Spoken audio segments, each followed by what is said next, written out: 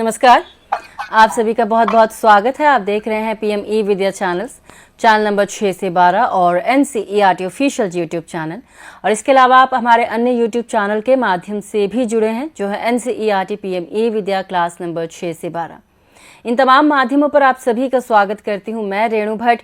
अपने सभी देखने वालों को हम बता दें कि हम 5 दिवसीय ऑनलाइन प्रशिक्षण कार्यक्रम में हैं। आज इसका दूसरा दिन है और जिस विषय पे हम बात कर रहे हैं इस पूरे सप्ताह, वो विषय है सामाजिक विज्ञान के शिक्षण एवं अधिगम के लिए सूचना और प्रौद्योगिकी आईसीटी। और आज हम जिस शीर्षक पर चर्चा करने वाले हैं वो है सामाजिक विज्ञान के शिक्षण और अधिगम के लिए ऑडियो एवं वीडियो संसाधन। और जब हम प्रौद्योगिकी की बात करते हैं और आईसीटी की बात करते हैं तो हमें लगता है कि कुछ विशेष विषयों से ही जुड़ा हो सकता है ये, जैसे विज्ञान या गणित, लेकिन सामाजिक विज्ञान के लिए भी ये उतना ही फायदेमंद है। तो किस तरह से सूचना प्रौद्योगिकी और आईसीटी मददगार साबित हो सकता है सामाजिक विज्ञान को और भी ज़्यादा सहज और सुगम तरीके से सभी छात्रों और शिक्षकों तक पहुंचाने के लिए, और ऑडियो और वीडियो संसाधनों की कितनी अहम भूमिका है इसमें आपको बताएंगी हमारी विशेषज्ञ जो इस समय हमारे साथ जुड़ चुकी हैं। चलिए आप सभी का परिचय करवाते हैं उनसे। आप हैं डॉक्टर उपासना राय, आपसे है प्राध्यापक हैं केंद्रीय शैक्षिक प्रौद्योगिकी संस्थान एनसीईआरटी नई दिल्ली में। मैम बहुत बहुत स्वागत है आपका। और यहाँ पर हम बहुत अच्छा लगा कर जी, और यहाँ पर हम अपने सभी देखने वालों को कहना चाहेंगे, यदि आपके मन में कोई भी प्रश्न आ रहा हो, चाहे आप छात्र हो, शिक्षक, शिक्षा प्रशिक्षक या कोई भी व्यक्ति जो आप इस विषय में रुचि रखते हैं, अपने सभी प्रश्न आप हम तक पहुँचा सकते हैं फ़ोन कॉल के माध्यम से। आप हमें कॉल करेंगे हमारे टेलीफोन नंबर पर जो है 8800 440 559, या फिर आप ईमेल के ज़रिए भी अपनी प्रतिक्रियाएँ हम तक पहुँचा सकते हैं। हमारा ईमेल एड्रेस आपको अपनी टेलीविज़न स्क्रीन पर नज़र आ रहा है, जो है training.helpdesk@ciet.nic.in। और यदि आप हमारे यूट्यूब चैनल्स पे हैं तो आप अपना कमेंट वहाँ पर ड्रॉप कर सकते हैं। और ये सबसे तेज़ माध्यम है हमसे जुड़ने का। हम चाहते हैं कि ज़्यादा से ज़्यादा संख्या में आप अपनी बातें आप हमसे साझा करें, हमारे विशेषज्ञ तक पहुँचाएँ। जैसे कि आप जानते हैं कि हमें तकनीकी को और कंटेंट को उसके साथ में पढ़ाने के तौर तरीके यानी पेडागोजी को एक ऐसे सम्मिलित रूप से जोड़ना है जिस तरह से उसका मैक्सिमम प्रोडक्टिव आउटकम आ सके। यानी हम अगर इसको एक वेन डायग्राम का रूप देंगे, जैसे कि ये टी पैक के डायग्राम में आप देख सकते हैं, हम देख पाते हैं कि तीनों का जहाँ पे सम्मेलन हो रहा है वही एक ऐसी जगह है जिसको अगर आप रीच कर सकते हैं तब आपका पाठन पठन की जो प्रक्रिया है वो सर्वोत्तम होगा। यानी टेक्नोलॉजी, कंटेंट और पेडागोजी का सबसे इक्विटेबल जो पॉइंट होता है, that is the point where हम सबसे अच्छे तरीके से तकनीकी ब्लेंड के साथ अपने पठन पाठन के सामग्री को बच्चे के सामने प्रस्तुत कर सकते हैं।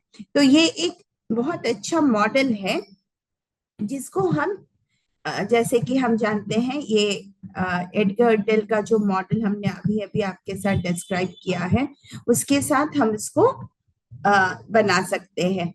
जैसे we can use dramatization, we can use demonstration, field trip, जो भी होता है उसको हम टीपैक मॉडल के साथ पढ़ा सकते हैं।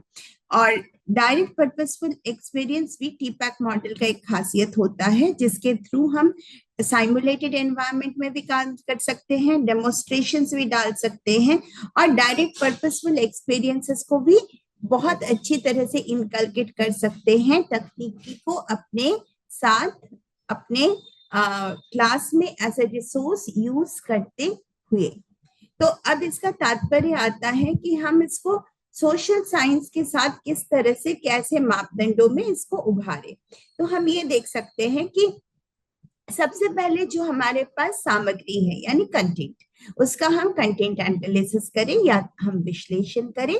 उसके बाद हम शिक्षा शास्त्र तय करें, यानी हम पेडागोजी के जो आधारभूत मापदंड है उनको तय करें। फिर हम उसको कॉन्टेक्चुअलाइज करें, जो इसको हम फील्ड ट्रिप में ले जाके कर रहे हैं या डायरेक्टली क्लासरूम में कर रहे हैं या इसे टेक्स्ट मटेरियल हम अपने स्टूडेंट्स को प्रोवाइड कर रहे हैं, हम इसे किस तरह से कर रहे हैं उसको हम प्रोवाइड करें। और साथ में हम रिसोर्स का चयन करें जिसको हमें ई रिसोर्स में कन्वर्ट करना है। बेसिकली ई रिसोर्स में हम सारे के सारे ट्रेडिशनल रिसोर्सेज को कन्वर्ट कर सकते हैं, और ये करने की जो कला है इसी को आज हम आलोचना करेंगे। और आप देखिएगा जितने आप अपने ट्रेडिशनल मेथड्स को जितने आप ई में कन्वर्ट करेंगे, जितने आप उसको मोर आज के बच्चों के साथ फ्रेंडली करके उठाएंगे, उस तरह से आपके क्लासेस की पॉपुलैरिटी में भी काफी वृद्धि होगा। अब कैसे कैसे आईसीटी उपकरण हमारे पास ऑलरेडी मौजूद है, इसको लेके भी हम बात कर सकते हैं। जैसे कि विकिपीडिया में हमेशा सोर्स चेक कर लेना चाहिए। क्यों? क्योंकि विकिपीडिया एक ऐसा साइट है जहां पे हर कोई अपना जाना हुआ इंफॉर्मेशन को डाल सकता है। विकिपीडिया के लिए डोनेट करना भी एक बहुत अच्छी बात होती है, क्योंकि विकिपीडिया एक बहुत बड़ा संरचना है जिसमें बहुत इंफॉर्मेशन अवेलेबल हैं। तो आप उसके लिए रिटन फॉर्म में भी आप डोनेट कर सकते हैं और मॉनेटरी फॉर्म में भी आप डोनेट कर सकते हैं। फिर हो गया हमारे पास यूट्यूब। ये हमारा जो पहला डायग्राम था, अगर आप याद कीजिएगा, जिसमें मैनिपुलेट, सेंड एंड रिसीव था, जिसको मैं हमेशा बहुत तरीके से अपनाने के लिए एडवोकेट करती हूँ। क्योंकि जो भी चीज है आपका, जिसको आप दूसरे को सेंड कर सकते हैं और दूसरे से रिसीव कर सकते हैं और अपने पठन पाठन के हिसाब से उसको आप नियंत्रित कर सकते हैं, वो वैसे चीजों को सबसे पहले अपनाएं। ना कि आप चीजों को सिर्फ क्रिएट करने का सोचें, बल्कि जो आपके पास है उसको आप जरूर अपनाएं। तीसरा आपको थोड़ा सा अजीब लग सकता है ये देख के कि मैंने दो और चीजें आईसीटी में लिखा है, फेसबुक और गूगल मीट, और साथ में मैंने ब्लॉगर भी डाला है। क्योंकि फेसबुक आप आज के दिन में इस one of the biggest platform जहां पे आप सालों साल अपने स्टूडेंट्स के साथ जुड़े हुए रह सकते हैं। इवन उनके पास हो जाने के बाद भी आप उनके साथ जुड़े हुए रह सकते हैं, और वो जब खुद टीचर्स बनते हैं, उन्हें जो डिफिकल्टीज आती है या उनके आगे के पढ़ाई लिखाई में भी जो उनके दिक्कतें आती हैं, उसको आप सॉल्व कर सकते हैं फेसबुक के द्वारा, और make it a point to reply back to your students. ये भी एक नेटवर्किंग का पार्ट है। The more teacher is reachable, the more students know that मेरे दिक्कत पे वो टीचर हमारे साथ होगा, द मोर नेटवर्किंग आपका डेवलप होता है, and that is also something very very needed for a teacher in today. Plus आप अपने एरिया के बड़े बड़े लोगों के साथ भी फेसबुक के द्वारा या लिंक्डइन के द्वारा जुड़े रह सकते हैं, और वो किस तरह का काम कर रहे हैं इसको भी आप नजर रख सकते हैं। वो क्लास में किस तरह के एक्सपेरिमेंट्स कर रहे हैं, और वो क्लास में किस तरह से अपने पाठन पठन के सामग्री को इस्तेमाल कर रहे हैं, क्या नई चीजें वो अपनी कक्षा में कर रहे हैं, उन सारी चीजों को पढ़िए एवं अपनाएं। तो फेसबुक के दौरान आप एमलेसली स्क्रॉल मत कीजिए फेसबुक को। आप एक निश्चित ऑब्जेक्टिव बनाए, जो हम अपने फील्ड के 5 लोगों में आज क्या पोस्ट किया उसको हम देखेंगे, या हम अपने 5 छात्र छात्राओं को उत्तर देंगे उनके जो भी समस्याएं हैं। इस तरह से चीजों को आप ऑब्जेक्टिफाई कीजिए और देखिएगा एक ही महीने के अंदर आपको काफी सकुशल परिणाम प्राप्त होने लगेंगे। गूगल मीट आप महीने में एक बार रख सकते हैं।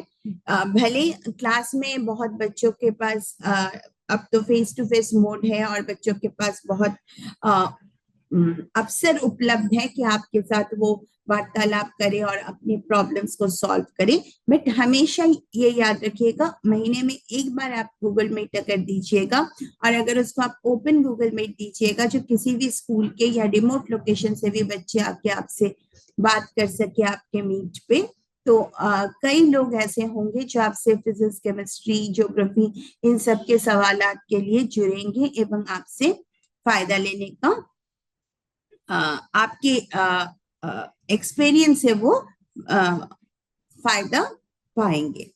ब्लॉगर क्योंकि गूगल मीट के द्वारा फ्री में आता है, तो मैं हमेशा इस बात को जरूर जोर देती हूँ कि ब्लॉगर को यूज किया कीजिए। ताकि ब्लॉगर के द्वारा आप अपने क्लास में क्या कर रहे हैं, आप किस तरह से आप चीजों को संवार रहे हैं, किस तरह से आप चीजों को लिख रहे हैं या प्रस्तुत कर रहे हैं, उसको और अपने अनुभव को आप जरूर लिखिए ब्लॉगर में, और उसका लिंक बना के फेसबुक और लिंक्डइन पे, और अगर आप ट्विटर यूज करते हैं तो प्लीज उसमें शेयर कीजिए, ताकि लोग आपके अनुभव को पढ़ सके और उससे अपने क्लास में रेक्टिफाई कर सके, अपने पढ़ाने के उपाय को थोड़े से परिवर्तित कर सके, ताकि उन्हें भी अच्छे से अच्छे परिणाम उपलब्ध हो।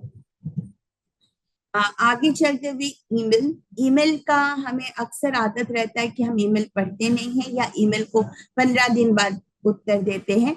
कोशिश कीजिए ईमेल को हर शाम को निपटा लेने के लिए।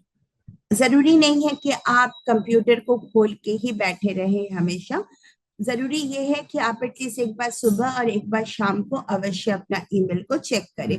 This are actually part of your daily habit formations.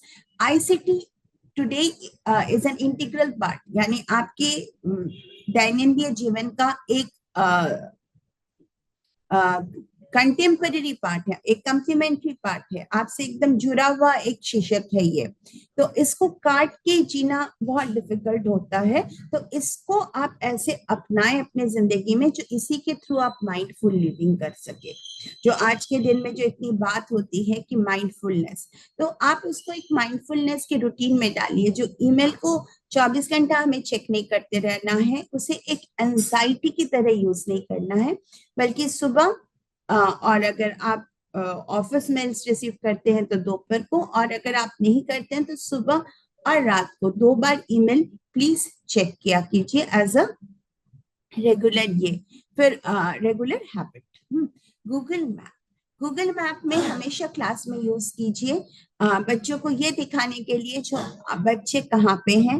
Google map से लोकेशन क्रिएट करना और गूगल मैप पर ज्योग्राफी के लिए यूज करना एक बहुत सुंदर उपकरण होता है। गूगल मैप का जो हमारा डेली लाइफ यूज है, ओला और उबर बुक करने से शुरू करके गूगल स्काई को भी देखना, ये सारी चीजें गूगल स्काई में अभी आज के दिन, आज के मास में हमारे चंद्रमा किस नक्षत्र पे है, ये सब छोटे छोटे जो इंडियन नॉलेज सिस्टम की चीजें हैं, इसको जोड़िए। जैसे आज कल आपकी शिवरात्रि होने वाली है और शिवरात्रि के दिन चंद्रमा किस नक्षत्र पे है, तो let the child slowly understand. जैसे कि आप जानते हैं कि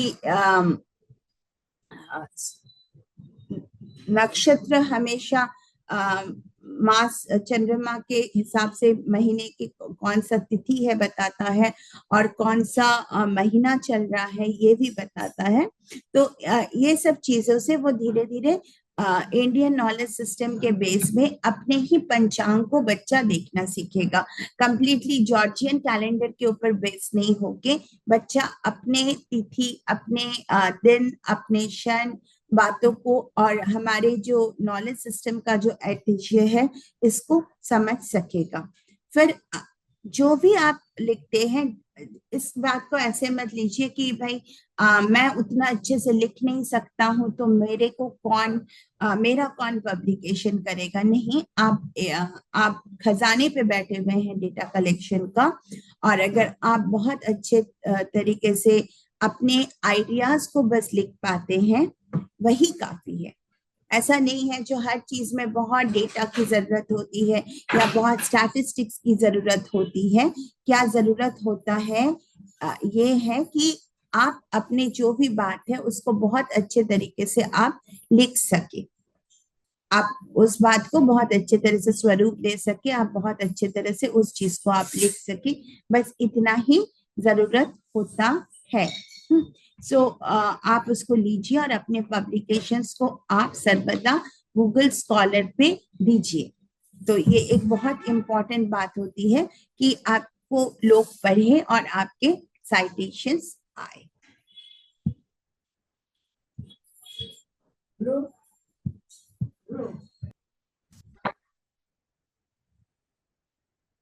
आईसीटी के द्वारा एआई एक आज के बहुत बड़ा समीकरण है, तो उसमें हम देख सकते हैं कि ई जादू पिटारा एक शिक्षण के लिए मोबाइल ऐप है जो कि अभिभावक और शिक्षकों के लिए है, और वो 3 से 8 साल के छात्र छात्राओं के लिए है। उनके अभिभावक एवं शिक्षक उससे देखकर, उससे आइडियाज लेकर उसे बच्चों के साथ कर सकते हैं। तो ये बच्चों के लिए नहीं है, बल्कि ये सहायक ऐप है अभिभावक और शिक्षकों के लिए। आप 9599961445 ये नंबर नोट कर लीजिए, 9599961445। इस पर आप इसको आप अपने फोन पे सेव करें, और जब आप अपने फोन पे सेव कर लेंगे, इसको आप अपने व्हाट्सएप और अपने टेलीग्राम के द्वारा आप इसको यूज कर सकते हैं। और आपके पास 3 AI बॉट्स उपलब्ध होंगे जो कि टीचर तारा, पेरेंट तारा और स्टोरी सखी है। और ये आपको लगेगा कि ये तीनों के यूज से आपको आपके ना ही केवल कभी भी आपको बच्चों को कहानी सुनाना हो, कहानी मिल जाएगा, बल्कि अगर आप चाहते हैं क्लास में तत्क्षण कोई एक्टिविटी कराना, क्रिया कराना, आपको वो भी हो सकेगा। आप इमीडिएटली उस ऐप को पूछिएगा तो वो आपको कोई ना कोई क्लास के संदर्भ में आपको एक्टिविटी प्रोवाइड करेगा, या घर में एक संडे में आप जो भी एक्टिविटीज कर सकते हैं वो आपको ऐप प्रोवाइड करेगा। इस ऐप का सबसे विशेष बात ये है कि वो हमारे सारे जो डॉक्यूमेंट्स हैं, एनईपी 2020, एनसीएफएफएस 2022, एनसीएफएसई 2023, विद्या प्रवेश, टाइबस पेडागॉजी, जितने हमारे डॉक्यूमेंट्स हैं सारे को अपने अंदर समाहित करके रखा हुआ है, और आपको विथ रेफरेंस बताएगा, आपको पेज नंबर देगा और आपको विथ रेफरेंस बताएगा कि वो कौन से चीजों से वो जुड़ा हुआ है। प्लस गूगल क्लासरूम को हमेशा यूज किया कीजिए, क्योंकि गूगल क्लासरूम में स्टूडेंट्स जुड़े हो ना हो, आप साल भर के नोट्स को जरूर गूगल क्लासरूम में सेव करके रखिए पर क्लास के वाइज, ताकि आपको बाद के आपके कंप्यूटर में उन नोट्स को ढूंढना ना पड़े। आपको पता होगा जो कौन कौन से वीडियोस जरूरी है, कौन कौन से एक्टिविटीज आपको देना है और कहाँ उपलब्ध है। तो एक ही लिंक को खो जाने के बाद आपको दोबारा तिबारा फिर लिंक्स ढूंढना नहीं पड़ेगा। तो ये भी एक बहुत बड़ा हेल्प होता है गूगल क्लासरूम का, जो कि आप अपने क्लासरूम में सेव करके रख सकते हैं, और जब नेक्स्ट सेशन में नया क्लास होगा तब आप जरूर उसको इस्तेमाल कर सकते हैं। कैनवा से पावर पॉइंट्स अवश्य बनाएं, जो कि अट्रैक्टिव बनता है और बेहतरीन बनता है, बच्चों को वो रिझाता है, और इवन ये हायर एजुकेशन में आपकी परिश्रम को दिखाता है, आपके क्लास के प्रति निष्ठा को दिखाता है, और बहुत बड़े तरीके से ये हेल्प करता है। गूगल कैलेंडर पहले तो बड़ी जबरन लगता है कि भाई हर चीज को मैं कैलेंडर में क्यों डालता फिरूं, लेकिन जब आपके रिमाइंडर्स टाइमली आने लगते हैं, मीटिंग्स के प्लस मंथली रिमाइंडर्स आने लगते हैं काम के, तब आपको गूगल कैलेंडर का अच्छाई बोले या उसकी यूटिलिटी बोले, वो समझ में आने लगता है। ओ लैब और वी लैब की यूसेज हमारे बहुत कम हो रहा है, क्योंकि हम ये समझते हैं कि ओ लैब और वी लैब से हम टीचर्स ही बहुत अच्छे से यूज टू नहीं है।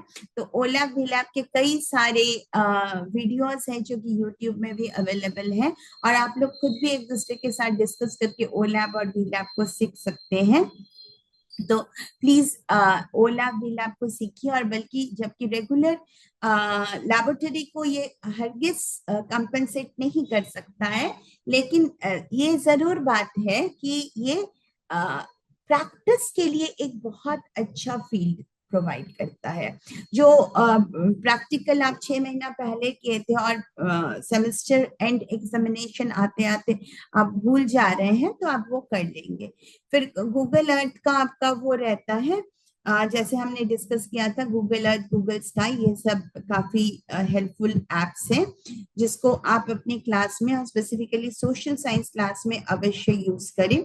तो ये काफी हेल्पफुल एप्स होता है क्लास में, बिना आपको क्रिएट किए हुए भी ये हेल्पफुल हो सकता है।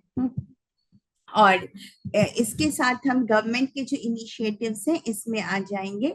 स्वयं के बुक्स का जरूर आप उपयोग करें, स्वयं के बुक्स को यूज करें, स्वयं प्रभा के 32 डिजिटल चैनल्स को देखें जब भी आपको समय मिले, और अपने अभिभावकों के साथ भी 15 मिनट एवरीडे स्वयं प्रभा या इसको यूज करने का कोशिश कीजिए। हमारे जो 1 से 12 के जो चैनल्स हैं उसको देखिए। राष्ट्रीय डिजिटल लाइब्रेरी आपको 4.3 करोड़ बुक्स प्रोवाइड करता है, और वो भी फ्री प्रोवाइड करता है। तो please start using the national digital library. फिर वर्चुअल लैब्स के बारे में हम ऑलरेडी इसके पहले भी बात कर चुके हैं। और शोध गंगा और ई ज्ञान कोश, ये दोनों ही काफी अच्छे कंटेंट मटेरियल प्रोवाइड करते हैं जो कि आप यूज कर सकते हैं। और जैसे कि हमने कहा, हमेशा जो भी उपलब्ध हो पहले उसको यूज करें, उसके बाद आप यूज करने का कोशिश करें कि जो उपलब्ध नहीं है उसको क्रिएट करने के बारे में फिर समझें। सेंड एंड रिसीव का यही होता है कि हमारे पास जितने कंटेंट है, आईसीटी बेसिकली बना ही इसलिए है ताकि किसी जगह पे कोई चीज बना हुआ आपको फिर दोबारा ना बनाना पड़े, उस चीज को आप एक नया स्वरूप देके अपने कक्षा में अपने कॉन्टेक्चुअली उसको आप यूज कर सके। ज्ञान दर्शन की टीवी भी आपके पास उपलब्ध है। रेडियो में ज्ञानवाणी रहता है, प्लस हमारा अपना एनसीईआरटी का पोर्टल है दीक्षा, जिसमें आपको रजिस्ट्रेशन की आवश्यकता है, लेकिन दीक्षा में तमाम कोर्सेस हैं और तमाम वीडियोस हैं जो आपको पठन पाठन में हेल्प कर सकता है। ई पाठशाला में हम एनसीईआरटी के सारे बुक्स को एज ई पब प्रोवाइड करते हैं। तो अगर आपको ई में बुक पढ़ने की आदत है या आप उसको पोर्टेबल रखना चाहते हैं तो जरूर हमारा ई पाठशाला यूज करें। पीएमए विद्या का चैनल तो आप सबके पास उपलब्ध है, आप मुझे पीएमए विद्या में देख भी रहे हैं। और ये हमारा आपसे अनुरोध भी है कि पीएमए विद्या के इंडिविजुअल यूट्यूब चैनल्स भी हैं, हर कक्षा के लिए हैं। तो प्लीज हम जो भी आपको फ्री में प्रोवाइड करवा पा रहे हैं उसका आप मैक्सिमम यूटिलाइज करें और चीजों को अपने लोअर लेवल तक पहुंचाए, चीजों को समझाए अपने घर के आने वाले काम करने वाले लोगों से जो इस तरह की चीजें उपलब्ध हैं। इसको ऑन करो, टीवी में जहाँ पे भी अवेलेबल है, रेडियो में जहाँ पे भी अवेलेबल है, इन सारी चीजों को देखो, सीखो। ये आपका भी दायित्व है इन अ वे कि आप जो सरकार जो करने की कोशिश कर रही है इसको आप आगे बढ़ाएं और हमारा हर बच्चा पढ़े, हर बच्चा आगे बढ़े। इसके लिए आप जितना प्रयत्न करेंगे हमारे लिए उतना ही हमारा मार्ग सरल और समग्र बनता जाएगा, ताकि हम हर दरवाजे को अपने दस्तक दे सके, हर दरवाजे पे, ताकि हर बच्चा निकल के आए और हर बच्चा पढ़ के आगे बढ़े। हम शोधगंगा के बारे में ऑलरेडी बात कर चुके हैं। कुछ विशेष एप्स के बारे में हम बात करना चाहेंगे, जैसे कि हिस्ट्री के लिए है टाइम मैप। हमेशा टाइम के साथ एक मैपिंग के साथ आता है, जो किस वक्त पृथ्वी के कहाँ पे कौन सा घटना घटा था, या आज के तारीख पे पृथ्वी के किस किस जगह पे क्या क्या घटना घटी है। तो टाइम मैप एक बहुत ही आकर्षणीय ऐप है जो कि आप इस्तेमाल कर सकते हैं अपने कक्षा के पठन पाठन को बहुत अच्छा बनाने के लिए। फिर है हमारे कालक्रम के अभिलेखन में हमारे पास क्रॉनिकल अब उपलब्ध है, जो कि बहुत ही महत्वपूर्ण घटनाओं को एक सारिणी में दिखाने को कोशिश करता है। It is mostly like a time map, it is mostly like a time line. तो टाइमलाइन आप स्वयं पावर पॉइंट में भी बना सकते हैं। अगर आप क्रॉनिकल नहीं यूज करना चाहते हैं तो आप टाइमलाइन को इसमें भी बना सकते हैं। फिर भूगोल के लिए ऑब्वियसली हम लोग ऑलरेडी बात कर चुके हैं गूगल अर्थ का। और क्विज अगर आप करना चाहते हैं भूगोल में तो it's I always recommend GeoGuessr. GeoGuessr is a beautiful app to help your children learn about other things all over, जैसे कि कहाँ सबसे बड़ा झरना है, कहाँ की माउंटेन सबसे बड़ा है, कहाँ का लेक सबसे बड़ा है, कहाँ सबसे बड़ा स्वीट वाटर लेक है। इस तरह के कई कई सवालों के साथ बच्चों को सरल करने के लिए आप जियोगेजर को यूज कर सकते हैं, और प्लस आप नेशनल ज्योग्राफिक को चैनल की तरह भी यूज करें, और उसका नेशनल जियोग्राफिक मैप की तरह भी यूज करें, जो भौगोलिक अन्वेषण और समझ के लिए बहुत योग्य मानचित्र प्रोवाइड करता है। उसके बाद अर्थशास्त्र में मैं हमेशा अर्थ मंजूषा खरीदने के लिए जरूर बोलती हूँ। अर्थ मंजूषा एनसीईआरटी के लिए बनाए हुए एक गेम है, जो कि खेल खेल में आपको अर्थशास्त्र के कई रुचिकर तत्वों के बारे में अवगत कराता है। प्लस मेंटीमीटर एक बहुत सुंदर ऐप है, ना ही केवल अर्थशास्त्र में बल्कि ये ग्राफिकली चीजों को रिप्रेजेंट करता है, और हिस्ट्री और ज्योग्राफी में भी अगर आप चाहे तो सृजनात्मकता के साथ आप उसको इस्तेमाल कर सकते हैं। प्लस इन्वेस्टोपीडिया जरूर है, इन्वेस्टमेंट्स आगे बढ़ते हुए चीजों का इन्फ्लेशन और डिफ्लेशन, इन सब चीजों को आप इन्वेस्टोपीडिया से देख सकते हैं और जान सकते हैं। तो इसके साथ ही हम आज के सत्र में एनसीईआरटी द्वारा एक वीडियो को देखते हुए समाप्त करेंगे कि एनसीईआरटी के जो वीडियोस होते हैं वो ना ही केवल ड्रामेटाइज वीडियोस होते हैं बल्कि एनिमेशंस भी उनमें यूज होता है। तो हम बया हमारी चिड़िया रानी को देखेंगे, जो किस तरह से एक वेरी सिंपल कंटेंट को यूज हुआ है for obviously for a much younger class, लेकिन आप देखिएगा जब आप इसको यूज कीजिएगा तो बया कैसे घर बनाती है, बया किस मौसम में घर बनाती है, बया के घर बनाने की कुशलता और इन सब के बारे में द साइंटिफिक रीजंस बिहाइंड बया का घर बनाना।